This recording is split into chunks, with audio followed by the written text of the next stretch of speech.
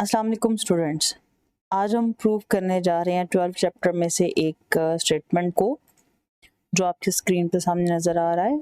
Prove that small r is equal to delta by s. जैसे कि मैं आपको क्लास में समझा चुकी थी, बता चुकी थी कि आर, स्मॉल आर बोलते किसको हैं? सर्कल रिलेट करते हैं जब ट्राइंगल के साथ। तो सर्कल जब ट्राइंगल के अंदर बन रहा होता है, तीनों साइड्स को टच करता हुआ ट्राइंगल की, तो उस सर्कल के रेडियस को स्मॉल आर से डिनोट किया जाता है, जिसको कहते हैं इन सर्कल। उसका ये एक आपका प्रूव है बुक का, small r is delta by s. इसको प्रूव करेंगे। सबसे पहले इस प्रूव को करने के लिए हमने एक ट्राइंगल कंसीडर करनी है। ट्राइंगल किसी भी तरह की हो सकती है, बस आप उसके 3 साइड्स ले लो, किसी भी तरह की आप एंगल बना सकते हो, 90 डिग्री से कम, ज़्यादा, या जिस तरह की भी आप ट्राइंगल लेना चाहते हो, ये आपने ट्राइंगल कंसीडर कर ली। अब अगर मैं इसके कॉर्नर के नाम देती हूँ ए, बी एंड सी। सो आपको मैंने बताया था कि यूजुअल नोटेशन का मतलब होता है ए कॉर्नर के सामने वाली साइड का नाम स्मॉल ए, बी कॉर्नर के सामने वाली साइड का नाम स्मॉल बी, और सी कॉर्नर के सामने वाली साइड का नाम स्मॉल सी।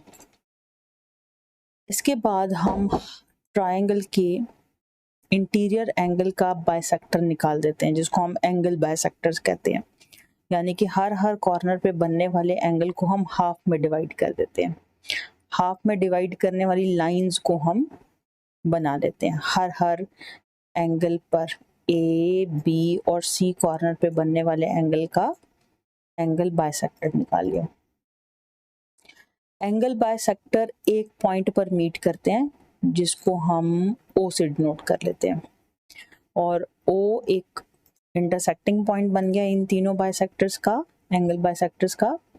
इस पे आप एक कंपास रखें और सर्कल ड्रॉ करें, तो आपको एक इन सर्कल की शेप नज़र आएगी, जो कि इसमें प्रॉपर्ली नज़र नहीं आ रही है। सर्कल थोड़ा सा यहाँ से टेढ़ा मेढ़ा बन गया। अब ये ट्राइंगल सर्कल से जब लिंक हुई, तो इसका रेडियस आपको पता है कि स्मॉल आर के इक्वल हम कहते हैं। अब ये ट्राइंगल मजीद 3 ट्राइंगल्स में डिवाइड हो गई। कैसे? O A B, O B C and O C A. So अगर हमें इस ट्राइंगल का एरिया फाइंड आउट करना हो, ट्राइंगल ए बी सी का, तो वो होगा क्या? Area of a triangle O A B plus area of a triangle O B C plus area of a triangle O A C. Area of a triangle का formula होता है half base into height. Half base, अगर हम ये जो आपको मैं mark करके बताती हूँ, ये जो ट्राइंगल है जहाँ पर मैं लाइन ड्रॉ कर रही हूँ, ये शेड कर रही हूँ, इस ट्राइंगल का अगर हमें एरिया चाहिए, half base into height. Base की लेंथ क्या है? जो कि है स्मॉल सी, और हाइट क्या है? हाइट इसकी ओ से लेकर सी तक की जो वैल्यू है वो स्मॉल आर के इक्वल है। So 1/2 small c into r is a area of a triangle O A B. इसी तरह area of a triangle O B C. O B C जो मैं अब शेड कर रही हूँ, इस ट्राइंगल का आपको एरिया बताना है।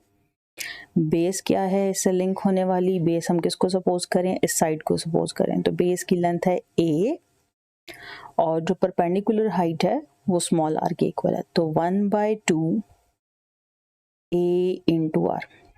इसी तरीके से थर्ड जो रह गया है पार्ट इस ट्राइंगल का, जो अब मैं शेड कर रही हूँ, उसके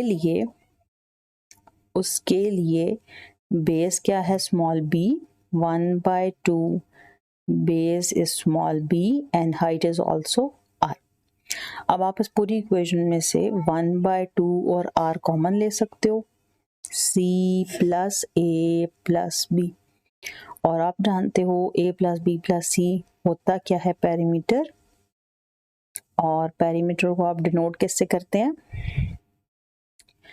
ए plus B plus C divided by 2 area of a triangle find out करने के लिए हम डिनोट करते हैं एस से। तो ए प्लस बी प्लस सी की वैल्यू क्या होगी? 2s।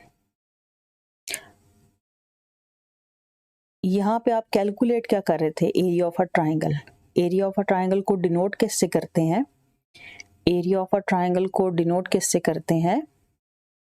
स्मॉल डेल्टा से, और उसकी राइट हैंड साइड पे कैलकुलेशन जो रहेगी वो है r इंटू एस। आपको फाइंड आउट करनी है अगर स्मॉल r की वैल्यू, तो s मल्टीप्लाई हो रहा है राइट पर, लेफ्ट पर जाकर डिवाइड हो जाएगा। सो बेटे प्रूव हो गया small r is equal to delta by s।